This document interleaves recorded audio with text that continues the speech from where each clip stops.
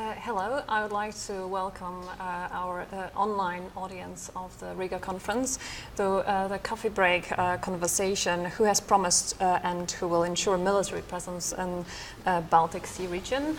My name is Justyna Gotkowska. I'm the Senior Fellow in Center for Eastern Studies in Warsaw. And I have the pleasure to moderate the conversation with Dr. Artis Pabriks, member of European Parliament, former Defense Minister of Latvia, and Foreign Affairs. And Foreign Affairs, and Lieutenant General David Hogg, U.S. military representative to the NATO Military Committee. I would like to start with your assessment of the security environment in the Baltic Sea region. What threats, challenges can we expect here in the Nordic Baltic region? Can we have a U.S. perspective on that, please? Well, first of all, I think on the military side, we've been working with the Baltic militaries for quite a long period of time. We've fought together both in Iraq and Afghanistan, and so we've developed some very tight relationships, to include our state partnership programs, where we have states that actually partner with the Baltic nations and contribute to the training and exercise piece. So I think on the military side, we have a very, very close relationship bilaterally. And now with this recent crisis, we actually have it also through NATO as well, because we've taken the organizations, our military formations, and we've actually put them under the OPCON, or the Operation Control of SAC here, to bring in the NATO piece. And subsequently from us doing that, other nations have done the same thing of this alliance, to include the Baltic nations. So I think on the military side, we're okay. We're okay. I think the real threat we have to look at is the unconventional threats, the threats that we did not deal with 20 years ago. It's the massive use of social media, like what we're doing right now. It's the propaganda, it's the television, it's the high quality of peace. It's the things that NATO really doesn't deal with, because we're more of a military organization, but each sovereign nation, to include Latvia, has a responsibility to address and work with. And that's part of being a member of this alliance. It's under the Washington Treaty, Article 3, being prepared as a nation, as a sovereign nation, for your own defense. And it's not just defense against a military incursion, but it's also all those other elements of what we kind of bumper sticker it, calling it hybrid warfare. But those are things that a sovereign nation also has to deal with, from a policing side to a policy side, to even how you get your own word out to counter the heavy propaganda that the Russians are doing. What is the Baltic, Latvian perspective on future challenges, threats to the region? Is it only hybrid warfare, or do you see any military aspects of possible threats, challenges? Well, in my understanding, hybrid warfare includes also military aspects, but I would lie probably if I would say that I was not surprised when the Russians attacked Ukraine in such a way. But at the same time, as we could hear also in this conference from time to time, we Balts have been frequently regarded within the European Union, and sometimes even among some NATO countries, that we are a little bit troublemakers. We do see situation in the Baltic Sea region, or vis-a-vis Russia, a little bit kind of more in the dark colors, together with Poles and maybe some other nations. And I am not certain that I would say that I'm happy that our assessment have been correct. Unfortunately, our assessment have been in many ways correct. Now the question is what we can do. And here, of course, I can agree with the generals that we have a homework at home to do in our nation states, but we have also a lot to do in our common organizations, which is NATO and European Union. As far as the homework, if I'm looking from the politician's perspective, then there are, let's say, some who are speaking about the defense, and there are quite large part, because of electorates, etc., who are telling you, no, we need first the social security, we have to create jobs, we have to create hospitals, we have to create roads. This, of course, is very clear. We always have to do this, but at this moment, in these concrete circumstances where we are, at this moment, I would say, if I would be still in the national politics, I probably would say that for the next year budget, and maybe not only for the next year budget, the sole priority should be security when we decide about budget. And by telling security, I'm not telling defense, I'm telling security.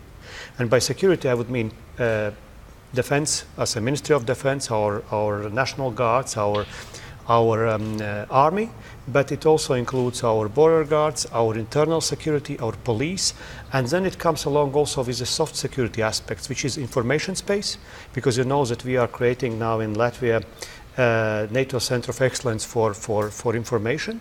It goes together with cyber, so it's a complex issue. And this is the way how we can answer to hybrid threats. Now, about feeling threatened. You see, if we have a convincing answer from our NATO allies that if our security or our borders are crossed, fifth paragraph is always going into the force. If we have this, then we can feel relatively secure. At the same time, I think we have to work on the deterrence. And deterrence is as far as internal security, and also to make this knowledge 150% understandable to such people or similar kind of people like Putin. So he must not be willing even to try this. Because if Ukraine falls, then such attempts to, let's say, challenge fifth paragraph on our NATO security will be very tempting, because already at this moment President Putin basically possesses about 80% of support because of this propaganda apparatus for his actions. If he could figure a way out how he could bring down NATO without much shooting or without shooting at all, I think he would go in the pantheon of Russian heroes forever. So from that perspective, I think we have to be extremely careful not to make him even think in this direction. Okay, we are now, right now, a few days after the NATO Wales summit. Are the decisions taken there about the reinforcement of the eastern flank of the alliance enough to deter Russia and to react to possible challenges in the Nordic Baltic region? I think that we have to be relatively satisfied looking from the Baltic and Polish perspective what we reached. It's not that everything is done since the decisions were made, because one is to make a political decision, other is to make a homework. There's a lot of things to do. I think it is to implement those decisions in practice, about the training, about cooperation among the countries. Very important issue here is infrastructure. So what does it actually mean? It means that I believe that we in the Baltics have to be ready to come forward to our common organization with the next proposals, how we are actually increasing infrastructure, what kind of exercises do we want, what kind of assistance we want. Well, summit basically gave us an optimistic note that in most of cases our demands, what we are asking, will be met. Smart people, smart countries must know what do they want. And this is highly important also in these nitty-gritty affairs when we speak about either foreign policy or specific issues as far as security and defense. And I'm not telling that we don't know this, but we have to be enough vocal also from time to time to give these suggestions and to make them done. What is the US perspective on the Readiness action plan and the actual realization of the decisions that were taken? Well, I'll start first of all, just talk about President Obama's visit to Estonia prior to the summit. And I think he laid it out up front that for our NATO allies and the Baltics, that Article 5 is real, and we believe in it. And so attack against one is considered attack against all. And so that is solid. It's out there. The summit was highly successful. I actually had the opportunity to attend it. There is a lot of work to be done at NATO right now, and there's a lot of work that has been done prior to the summit.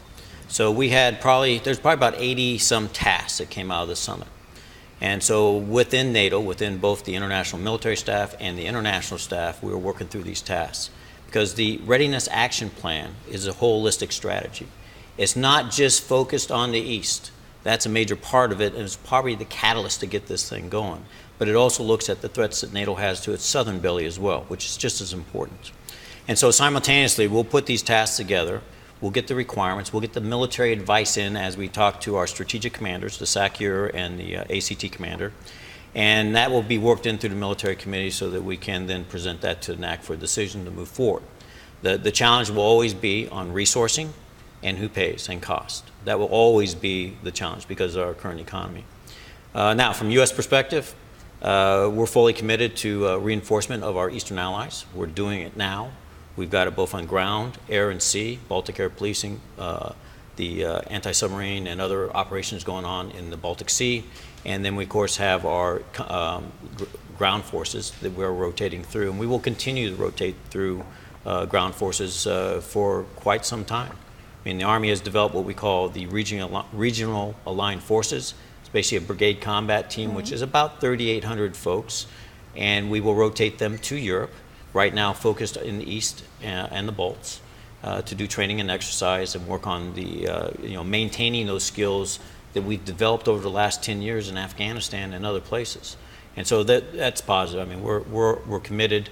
In fact, my Chief of Staff of the Army will be here next week talking to all the European armies at the Conference of European Armies to reinforce the fact that we're here and we're going to continue doing this, and we're going to do it under a NATO umbrella. So you're saying U.S. is prepared to invest militarily in the region, and we already have. And you already have. What's the where is Nordic Baltic region and the list of the U.S. priorities in security policy, if I may ask? Policy I'm not going to get into because I don't do policy. But as far as when you look at what we're doing in the area, so you've got Icelandic air policing, okay, that takes place. The Baltic air policing that takes place. We've got very tight relationship with Norway. We've got very tight relationship with partners, Finland and Sweden. And so that's all part of the equation, if you will. And then when you go up from the north, working at Estonia, Latvia, Lithuania, we're there already. I mean, we're working, and we're going to continue to train. And on a military basis, for us, it's nothing but goodness, because we develop those relationships, we develop those confidence, we learn about the people, we learn about the culture, we learn about the area, and for us, it's really a win-win. So no complaints. As I understand, for the Baltics, the U.S. is perceived as the main ally. What about the other European allies, Germany, UK, France? How do you perceive their commitment in the future military engagement in the region? A year ago, in the same conference, when I was still a defense minister, it's created a slight uproar when I told that we expect German boots here for quite a long time on the ground.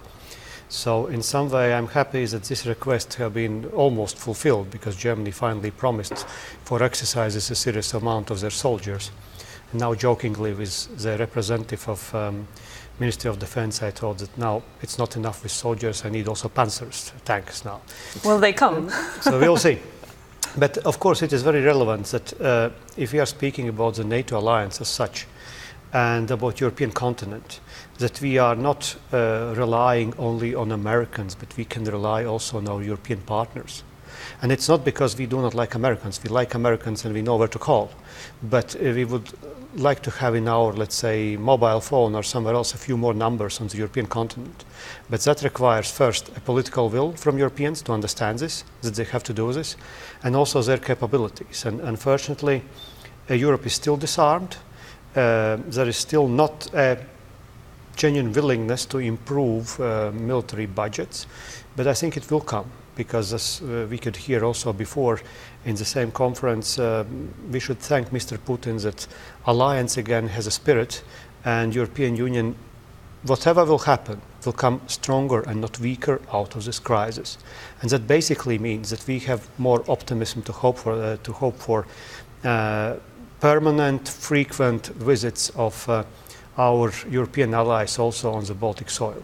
And I would say that looking from the Latvian soldiers' perspective, it is also a big and wonderful challenge, because if we would not have these allies here for so many almost permanent exercises, they would not be able to try different type of capabilities what they're trying now, because we do not have so many helicopters, we do not have such type of planes, so they can really exercise the things and get those skills which would be very difficult to provide only with national armies. So I am relatively optimistic about this, but it doesn't mean that we should not continue our political work with European partners. And the skepsis is quite large, and you know, Europe have been living in a peace. Now I speak as a politician, differently from a general. Europe have been living in a peace for a very long time. So people got already forgotten that war can exist, that challenges can exist in their continent. And there is nothing as eternal peace, unfortunately. And this is what they have to get ready philosophically also, to make those decisions. And another thing, of course, is what we require politically. We require political leadership, because politicians are not, the statesmen are not people who are running behind the crowd and behind what is written in Twitters. Politicians and statesmen are the ones who can lead, just like in the military. So we expect also such type of leadership to be more vocal in many European countries. And I would say, looking from the security perspective in the Baltic Sea, we very much look forward for more intense cooperation with such countries as Finland and Sweden. But is also the US equally or relatively optimistic about improving the defense budgets and defense capabilities of the European allies?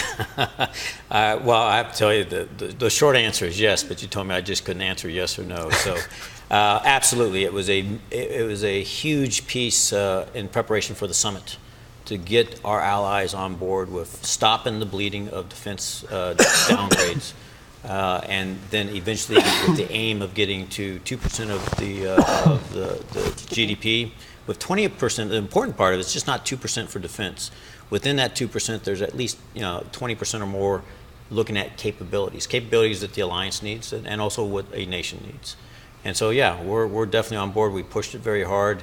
It came. Well, I won't talk about inside baseball, but it came out through the summit in a positive manner. So now it's time. A lot of talk. It's now time people will have to walk the walk. Definitely. Yeah.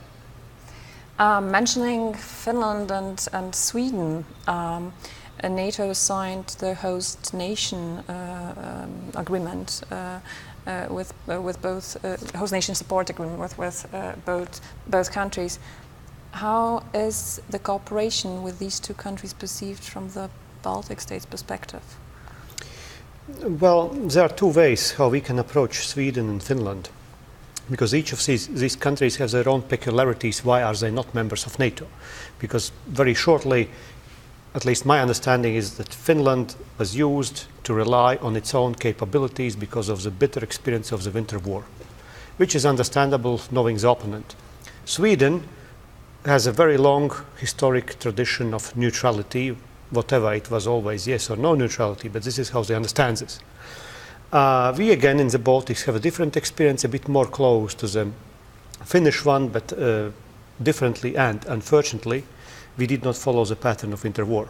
I think that was a mistake in our case. Now, if we want to cooperate more closely with Sweden and Finland, it is quite clear that we cannot be engaged in full cooperation if they are not members of alliance. So at this stage, the one approach is that we go step by step with cooperation to get very close, and then to get over, it is just one very small centimeter which they still have to cross. Another approach is that we say, look, either you are in or you're out. I think in current circumstances, probably we have to choose the first approach, because it's still better to have a half glass with the water than nothing. And I think it's first of all for the benefit of Finland and Sweden, for their own interests. And this is important, that we are able to assist their societies really to have enough vocal, clear and open discussion about these issues. Because at the end, I believe that Finnish and Swedish and all Baltic Sea security would only improve and gain if we would be allies not only in European Union but also in NATO.